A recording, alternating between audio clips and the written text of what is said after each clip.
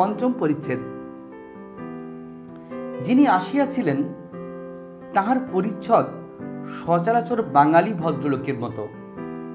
বিশেষ পারিপাট্য অথবা পারিপট্যের বিশেষ অভাবও কিছু ছিল না, কিন্তু তাহার অঙ্গুলিতে একটি হীরকাঙ্গুরীও ছিল। তাহা দেখিয়া রাধারানীর কর্মকারগণ অবাক হইয়া তৎপ্রতি চাহিয়া রহিল।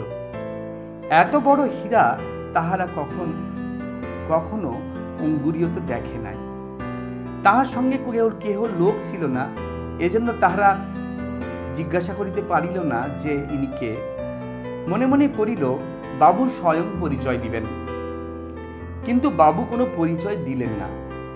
তিনি রাধারানীর দেওয়ানজির সহিত সাক্ষাৎ করিয়া তাহার হস্তে একখানি পত্র দিলেন। বলিলেন, এই পত্র আপনার মুনিবের কাছে পাঠাইয়া দিয়া আমাকে উত্তর আনিয়া দিন। দেওয়ানজি বলিলেন, আমার মুনিব স্ত্রীলোক, আবার অল্প বয়স্কা, এজন্য তিনি নিয়ম করিয়াছেন যে কোনো অপরিচিত লোক পত্র আনিলে আমরা তাহা না পড়িয়া তাহার কাছে পাঠাইব না। আগন্তুক বলিল, আপনি পড়ুন।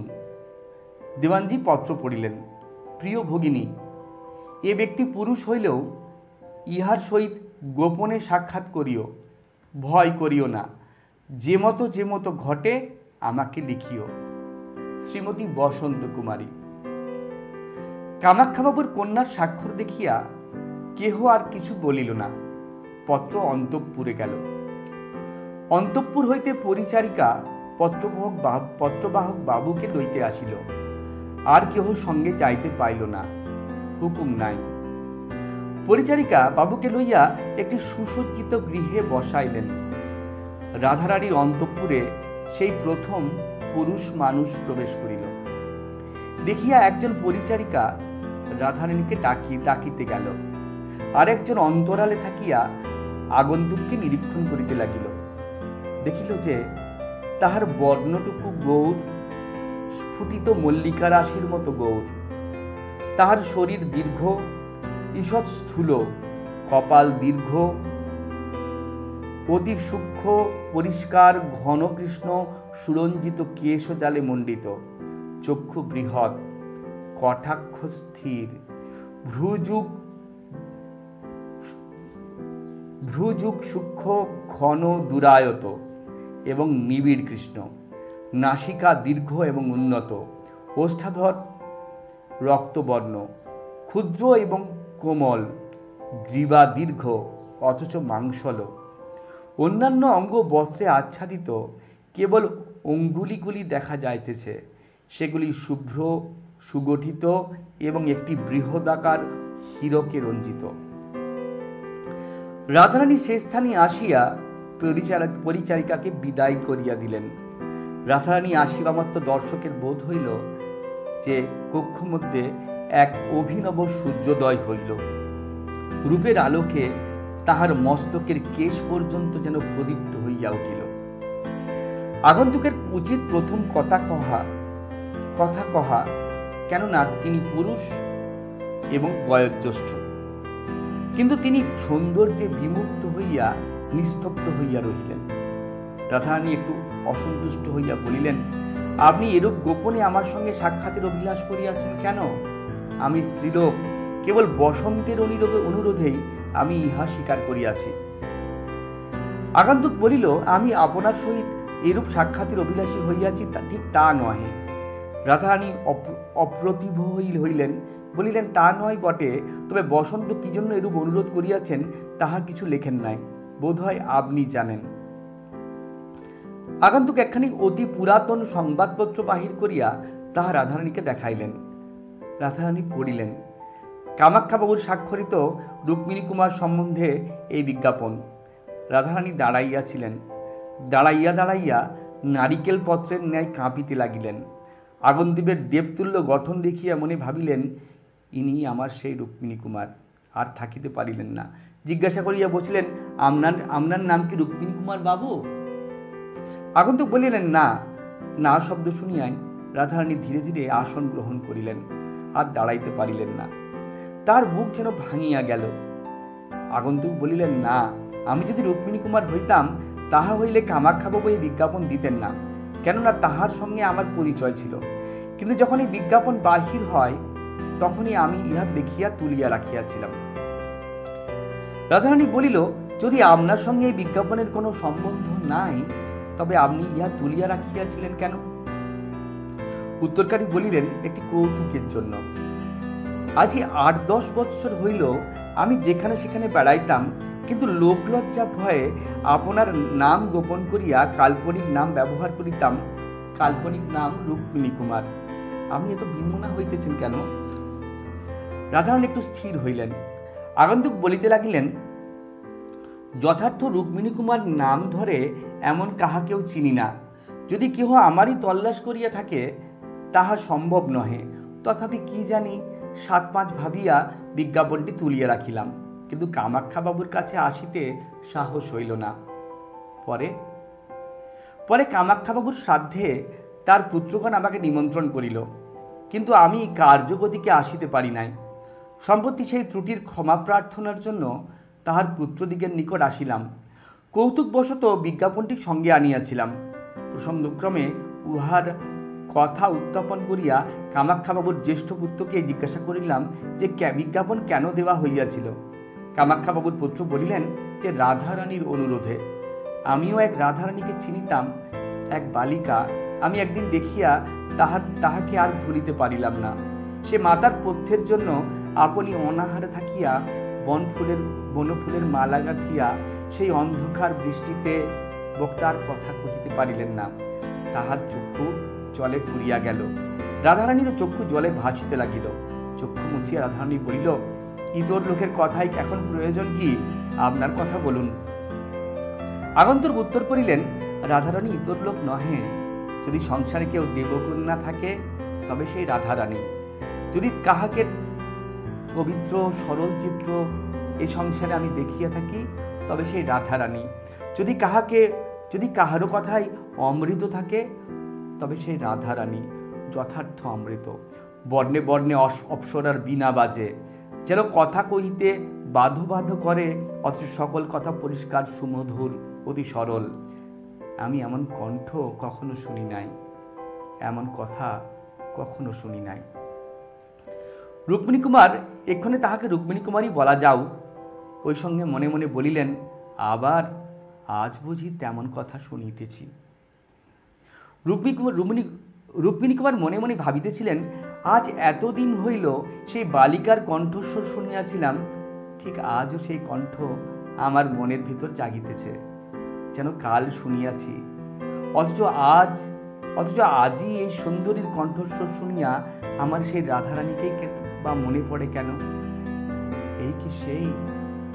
আমি মূর্খ। কোথায় সেই দিন দুঃখিনী কুটির বাসিনী ভিকারিনী, আর কোথায় এই উচ্চ প্রাসাদ বিহারিণী ইন্দ্রাণী? আমি যে রাধারানীকে অন্ধকারে ভালো করিয়া দেখিতে পাই নাই, সুতরাং জানি না যে তিনি সুন্দরী কি কুৎসিতা। কিন্তু এই শচীনিন্দিতা রূপসীর শতাংশের একাংশ রূপ যদি তাহার থাকে, তাহা হইলেও সে লোক মনোমোহিনীও বটে। এদিকে রাধারানী অতৃপ্ত শ্রবণে রুক্মিণী কুমারের মধুর বচনগুলি শুনিতেছিলেন। মনে মনে ভাবিতেছিলেন, তুমি যাহা পাপিষ্ঠা রাধারানীকে বলিতেছ, কেবল তোমাকেই সেই কথাগুলি বলা যায়। তুমি আজ 8 বৎসরের পর রাধারানীকে ছড়িবার জন্য কোন নন্দনকানন ছাড়াইয়া পৃথিবীতে নামিলে? এতদিন কি আমার হৃদয়ের পূজায় প্রীত হইয়াছ? তুমি কি অন্তর্যামী? নইলে আমি লুকাইয়া লুকাইয়া হৃদয়ের ভিতরে লুকাইয়া তোমাকে যে পূজা করি, তাহা তুমি কি প্রকারে জানিলে? এই প্রথম দুইজনে স্পষ্ট দিবসালোকে পরস্পরের প্রতি দৃষ্টিপাত করিলেন। দুজনের মুখপানে চাহিয়া ভাবিতে লাগিলেন, আর এমন কি আছে? এই সসাগরা নদ নদী চিত্রিতা জীব সংকুলা পৃথিবী তলে এমন তেজময়, এমন মধুর, এমন সুখময়, এমন চঞ্চল অথচ স্থির, এমন সহাস্য অথচ গম্ভীর, এমন প্রফুল্ল অথচ বৃড়াময়, এমন আর আছে কি? চিরপরিচিত অথচ অত্যন্ত অভিনব, মুহূর্তে মুহূর্তে অভিনব মধুরিমাময়, আত্মীয় অথচ অত্যন্ত পর, চিরস্মৃত অথচ অদৃষ্টপূর্ব কখনো দেখি নাই, আর এমন দেখিব না। এমন আর আছে কি? রাধারানী বলিল, বড় কষ্টে বলিতে হইল, কেননা চক্ষের জল থামে না। আবার সেই চক্ষের জলের উপর কোথা হইতে পোড়া হাসি আসিয়া পড়ে। রাধারানী বলিল, তা আপনি এতক্ষণ কেবল সেই ভিখারিনীর কথাই বলিলেন, আমাকে যে কেন দর্শন দিয়েছেন তা তো এখনো বলেন না। হ্যাঁ গা, এমন করিয়া কি কথা কহা যায় গা? যাহার গলা ধরিয়া কাঁদিতে ইচ্ছা করিতেছে, প্রাণেশ্বর, দুঃখিনীর সর্বস্ব, চিরবাঞ্ছিত বলিয়া যাকে ডাকিতে ইচ্ছা করিতেছে, আবার যাকে সেই সঙ্গে হ্যাঁগা সেই রাধারানী পোড়ারমুখী তোমার কি হয় গা বলিয়া তামাশা করিতে ইচ্ছা করিতেছে, তার সঙ্গে আপনি মশাই দর্শন দিয়েছেন, এই সকল কথা নিয়ে কি আর কথা কওয়া জায়গা? তোমরা 5 জন রসিকা, প্রেমিকা, বাকচতুরা, বয়োধিকা ইত্যাদি ইত্যাদি আছো। তোমরা 5 জন বলো দেখি, ছেলে মানুষ রাধারানী কেমন করিয়া এমন করে কথা কয়? রাধারানী মনে মনে একটু পরিতাপ করিল, কেননা কথাটা একটু ভৎসনার মতো হইল। রুক্মিণী কুমার একটু অপ্রতিভ হইয়া বলিলেন, তাই বলিতেছিলাম, আমি সেই রাধারানীকে চিনিতাম। রাধারানীকে মনে পড়িল, একটু এতটুকু অন্ধকার রাত্রে চুনাকির ন্যায় একটু আশা হইল যে যদি এই রাধারানী আমার সেই রাধারানী হয়। তোমার রাধারানী? রাধারানী ছল ধরিয়া চুপি চুপি এই কথাটি বলিয়া বুক নত করিয়া ঈষৎ ঈষৎ হাসিল। হ্যাঁ গা, না হেসে কি থাকা জায়গা? তোমরা আমার রাধারানীর নিন্দা করিও না। রুক্মিণী কুমারও মনে মনে ছল ধরিল। এ তুমি বলে কেন? কে? প্রকাশ্যে বলিল, আমারই রাধারানী। আমি এক রাত্রি মাত্র তাহাকে দেখিয়াছি বা কেমন করিয়া বলি, এই 8 বৎসরেও তাহাকে ভুলি নাই।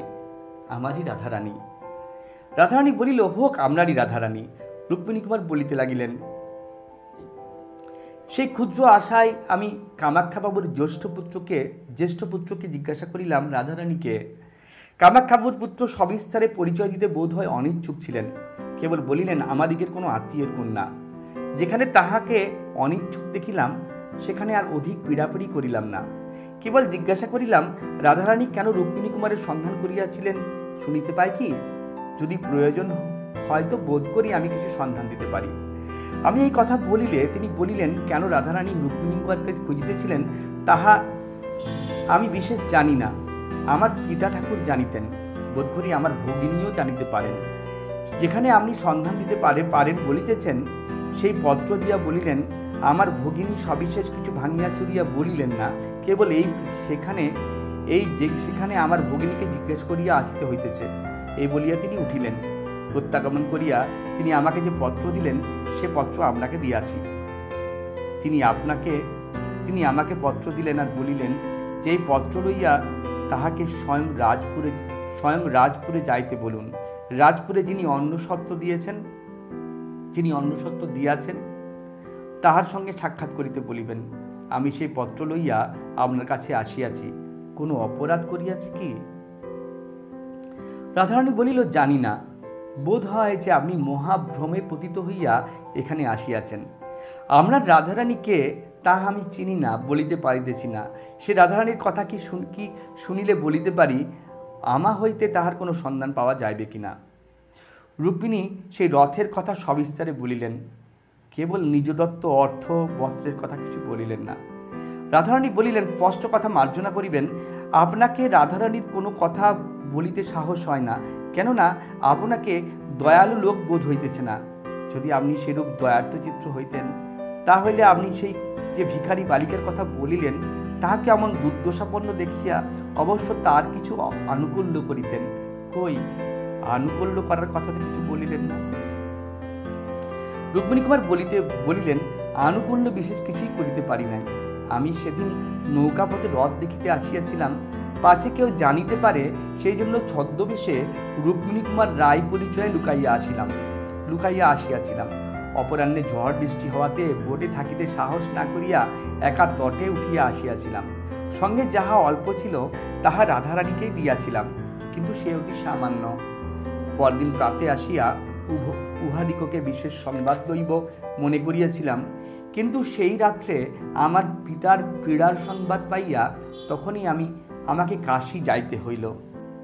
পিতা অনেকদিন রুগ্ন হইয়া রহিলেন। কাশী হইতে প্রত্যাগমন করিতে আমার বৎসরাধিক বিলম্ব হইল। বৎসর পরে আমি ফিরিয়া আসিয়া আবার সেই কুটিরের সন্ধান করিলাম, কিন্তু তাহাদিগের আর সেখানে দেখিলাম না। রাধারানী, একটা কথা জিজ্ঞাসা করিতে ইচ্ছা করিতেছে। বোধ হয় সেদিন সে রথের দিন নিরাশ্রয়ে বৃষ্টি বাদলে আপনাকে সেই কুটিরেই আশ্রয় লইতে হইয়াছিল। আপনি কতক্ষণ সেখানে অবস্থিতি করিলেন? রুক্মিণী কুমার, অধিকক্ষণ নয়।